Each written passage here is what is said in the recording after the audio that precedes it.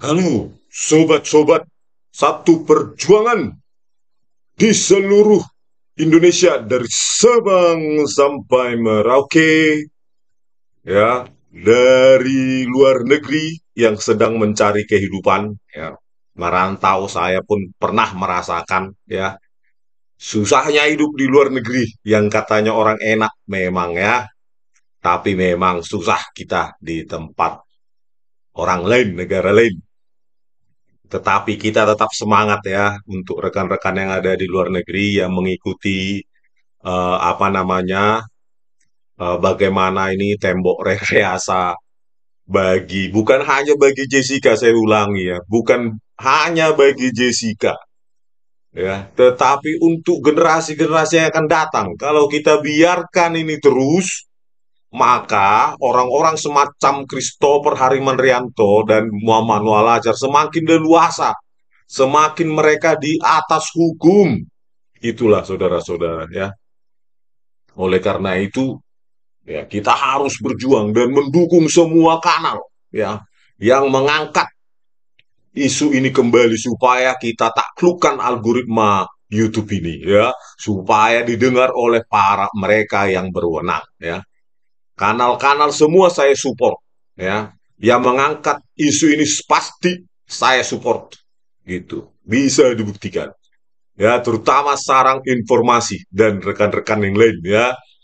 Jadi kita tetap support ya. Saya juga telah meminta kepada mantan mahasiswa saya ya. Eh, Sekarang dia bekerja sebagai software developer untuk memberikan waktunya untuk mengangkat isu ini di kanalnya ya, meskipun saya tahu dia sibuk tapi saya minta untuk angkat kasus ini lewat kanalnya yang seharusnya kanal programming ya. Jadi saya minta dia untuk menyempatkan waktunya untuk memberikan satu atau dua video satu hari untuk kita bersama-sama ini mengangkat isu ini ya. Ya, kalian bisa lihat kanalnya di sini. Nah, ini dia. Jadi hari ini sudah saya minta dia untuk membuat sebuah video untuk mengangkat kasus ini. Nah, ini dia video pertama ya. Kita dukung ya Lombok Programming Academy. Ini adalah seorang mahasiswa saya ya.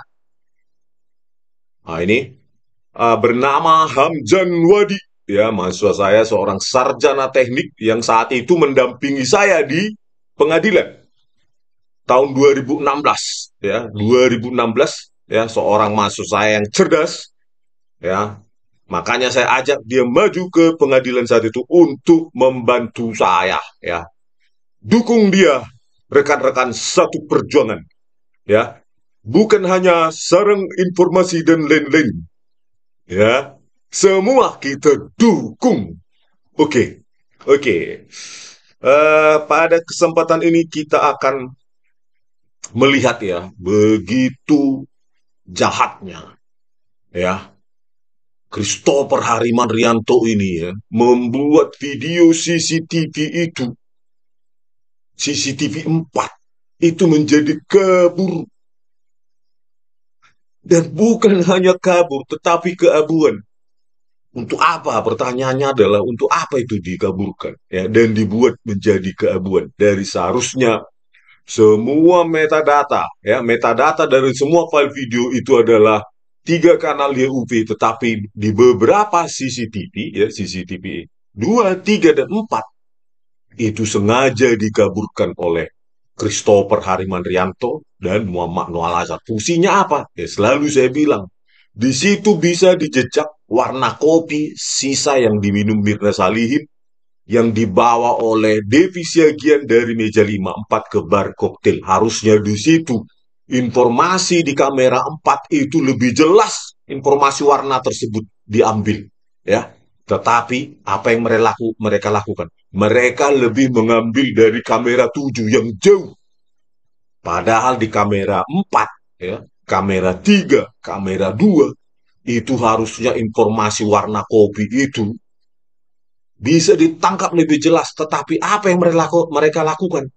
Christopher Harimanrianto ini terutama dikaburkan dia dengan downscaling. Sehingga semua objek mengerdil ketika diperbesar menjadi kabur semua. Dan tidak puas sampai di situ, dia juga membuatnya dari warna menjadi keabuan. Hilanglah, sirnalah informasi warna yang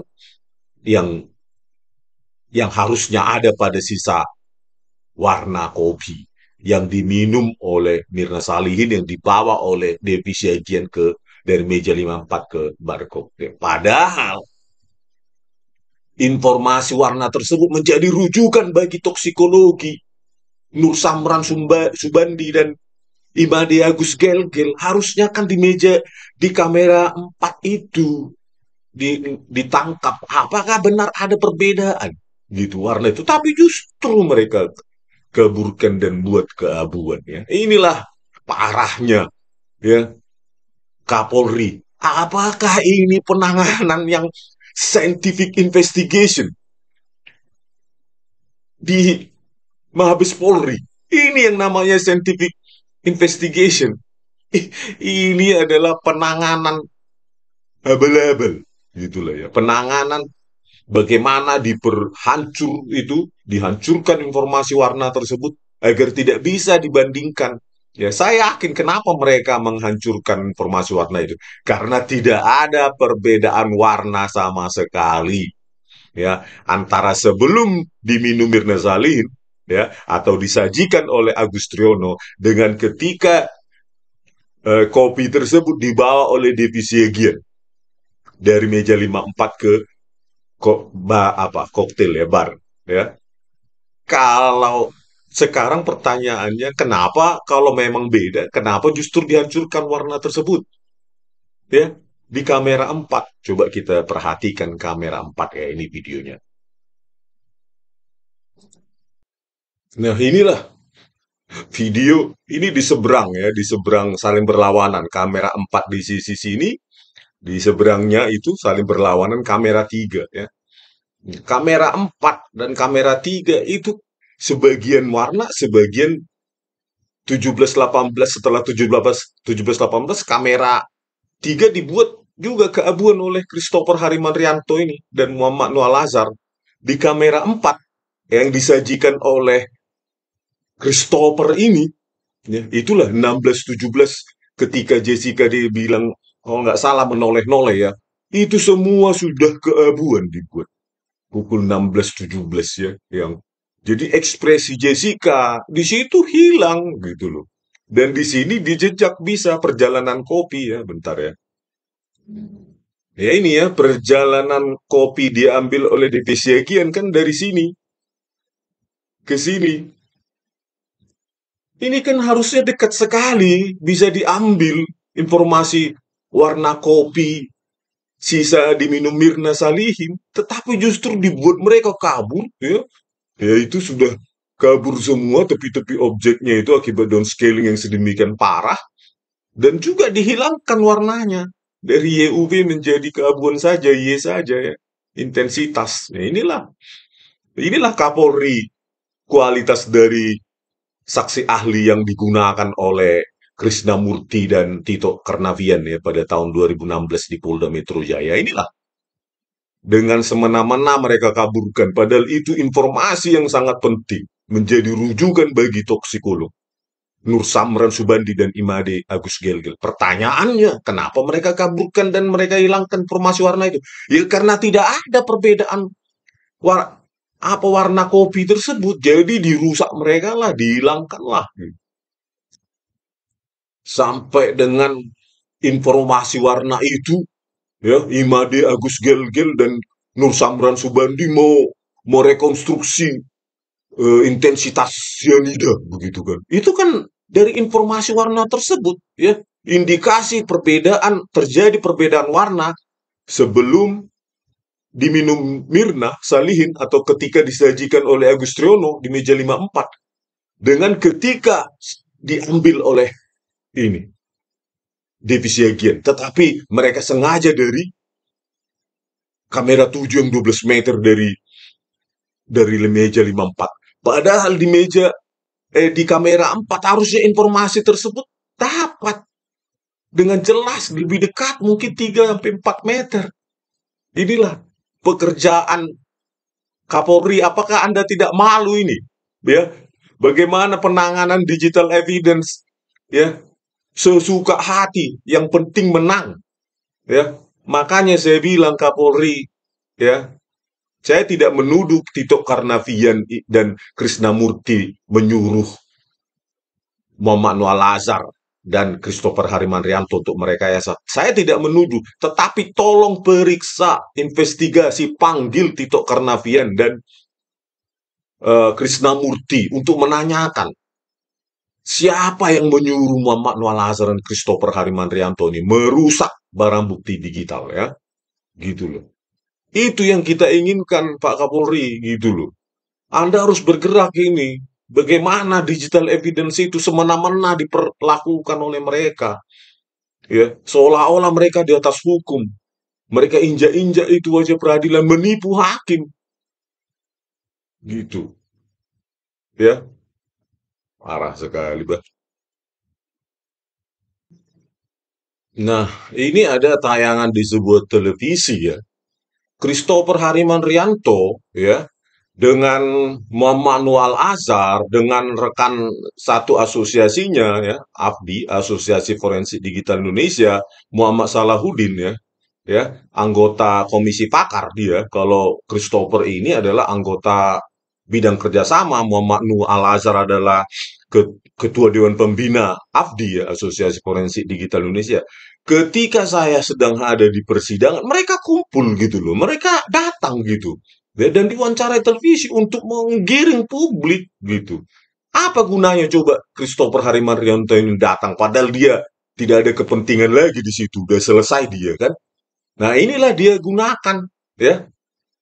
Bersatu mereka bertiga ini, ya, Christopher Harimanrianto diwawancarai pada saat saya ada dalam persidangan untuk menggiring publik dan berharap itu ditonton oleh hakim nanti untuk menggiring opininya. Inilah dia. Bukan hanya Muhammad Noah Lazar dan Muhammad Salahuddin, ya, menggiring diwawancari televisi untuk menggiring opini publik, ya, untuk menutupi rekayasanya. Christopher juga ada di luar persidangan tersebut. Coba. Padahal dia tidak ada hubungannya lagi dengan ini, ya. Udah selesai jauh-jauh hari dia gitu. Pada saat saya ada di persidangan, mereka berusaha untuk memanipulasi publik bahwa saya lah yang salah. Mereka benar, tidak ada editing itu, ya. Parah sekali. Dan mereka memang berhasil, ya. 8 tahun ini berhasil, ya, menipu publik. Dan sekarang saatnya kejatuhan mereka. Kita banjiri, ya, jejak digital mereka, ya, agar mereka malu dan terpaksa untuk mengakui kesalahannya. Kita putarkan dulu. Inilah opini publik ini digiring, ya. Opini publik itu oleh Christopher Harimanrianto. Lihatlah wajahnya itu seperti tidak orang jahat kan? Nah, orang publik percaya, hei, orangnya kelihatannya baik, sopan lagi, padahal perbuatannya sangat-sangat jahat. Aduh, benar-benar maha jahat. Nah, Bayangan yang dihasilkan oleh kualitas CCTV-nya aja gitu. Nah, tadi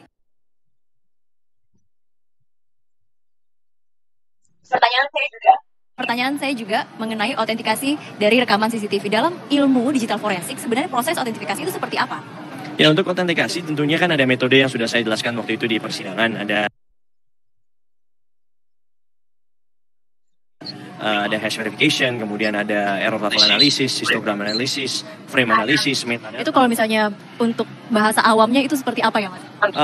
Ya, memastikan bahwa data yang saya analisa itu nggak ada perubahan atau modifikasi yang dilakukan secara sengaja. Menggunakan software untuk memastikannya? Iya, tidak hanya software, itu juga harus dilengkapi oleh kompetensi digital forensic practitioner ya. Intinya dia bilang ada error analisis, ya, ada frame analisis, pokoknya semua istilah-istilah diberikan, ya, dalam bahasa Inggris, ya. Padahal ya cuma pakai software aja, kalau disuruh program belum tentu paham dia image dan video ini, ya. Jadi dibuatlah, dibungkus dengan istilah-istilah frame analisis. Frame analisis apa sudah jelas, ya. dia potong secara spasial dan temporal. Itu frame analisis apa? Ya memang di flash disk yang diberikan penyidik ya memang belum ada tempering, belum ada editing. Tapi setelah itu masalahnya kalian lakukan gitu loh. Oleh Muhammad Noah Lazar dan Christopher Harim dan kau Christopher gitu loh. Ya setelah itu ya masa penyidik memberikan kalian yang sudah hasil tempering, ya kalian yang melakukannya gitu loh. Ya, udah jelas bukan hanya editing itu tempering yang sangat barbar ya. Kita buka lagi nih bagaimana pekerjaan orang ini. Nah, ini kerjaan Christopher ini ya kamera 7 dirusak setelah 17-17 tugas dia ya. Kalau 15-57, 17-17 ya dibiarkan apa adanya. Karena ini pekerjaan dari Muhammad Noah Lazar ya. Di Muhammad Noah Al-Azhar 1557, 1717 di kamera 7 di downscaling. Ya, kalau di Christopher tetap seperti aslinya ya, seperti apa adanya 1920-80. Nah, di sini bukan wilayah pekerjaannya Christopher. Ya, ini wilayah pekerjaannya ya untuk rekayasanya si Muhammad Noah Al-Azhar gitu loh. Tepat sebelum Mirna Salihin datang ya. Di sini dimanipulasi ya. Tetapi setelah Mirna Salihin datang, inilah pekerjaan Christopher 1717 1839 langsung di downscaling. Nah, ini bagian pekerjaannya Christopher. Bagi tugas mereka di sini Muhammad Noah Lazar, di sini Christopher ya. Analisa apa ini? Pengadu, posisi pengadu ya atau sedotan atau pipet. Inilah dikaburkan dia ya. Inilah mereka bagi tugas sebelum 1717 Mirza Salim datang, ini rekayasa itu dilakukan oleh Muhammad Noah Lazar. Nanti kau ya, yang setelah 1717 sampai 1839, kau Christopher rekayasa itu ya, potong prim-prim tangannya Mirna Salin itu biar jangan kelihatan dia, biar kabur dia, biar langsung di pengadu gitu. Biar jangan ada tangannya dari terlihat oleh hakim dari ini mengambil sedotan ya. Kalau tidak seperti itu ya tampilkan saja apa adanya. Begitu loh. Anda melakukan pengaburan itu kan tentu ada motif. Untuk apa capek-capek ya tinggal tinggal sajikan, tinggal zoom saja pekerjaanmu jelaskan sudah. Tidak perlu capek-capek kan. Nah, untuk apa mereka capek-capek? Ya motifnya ya mereka ya salah gitu. Tapi di sini di ini ya di luar persidangan ketika saya maju itu dia langsung membrainwash publik untuk menutupi kebusukannya. Inilah wajahnya seperti tidak kriminal ya, tetapi ini jauh lebih jahat daripada kriminal yang pernah kita temu di keseharian kita ya. Kenapa? Dia melakukannya dengan santai dan kalau kita lihat di beberapa wawancara dia di televisi dia masih bisa senyum. Bayangkan dengan melakukan rekayasa itu yang membuat Jessica tertuduh, terpidana 20 tahun, dia masih bisa senyum. Manusia semacam ini sebenarnya sampah masyarakat, pengkhianat NKRI, pengkhianat Pancasila. Harusnya keilmuannya dia untuk menegakkan keadilan, tapi justru merusak keadilan dan hukum di Indonesia. Ya. Makanya saya bilang tidak pantas mereka hanya dihukum 7 tahun. Harusnya seumur hidup. Ya. Muhammad Noah Lazar dan Christopher Harimanrionto ini layaknya tidak lagi boleh bebas berkeliaran di bebas di luar ya. Harus dituntut seumur hidup karena dia sudah plot ya. Ya mereka sudah menyiapkan rencana rekayasanya jauh-jauh hari gitu. Jadi ini bukan lagi penipuan biasa ini. Ini penipuan yang sudah direncanakan, penipuan yang well design, ya, well structure, ya, gitu, ya. Oke, segitu dulu rekan-rekan ya. Kalau belum didengar oleh Kapolri maupun Jaksa Agung, ribuan kali pun saya ulang, asalkan thumbnail mereka ini muncul ya di YouTube, biar malu institusi mereka, ya, tidak apa-apa gitu. Kita ulangi terus. Makanya saya minta ya rekan-rekan buatlah kanal-kanal kalian, pasti saya dukung gitu. Kalau kalian punya waktu, buat kanal kalian untuk mengangkat isu ini, pasti saya dukung. Oke, sekian dulu rekan-rekan ya satu perjuangan dari kami Balige Academy di tepian Danau Toba yang indah. Horas.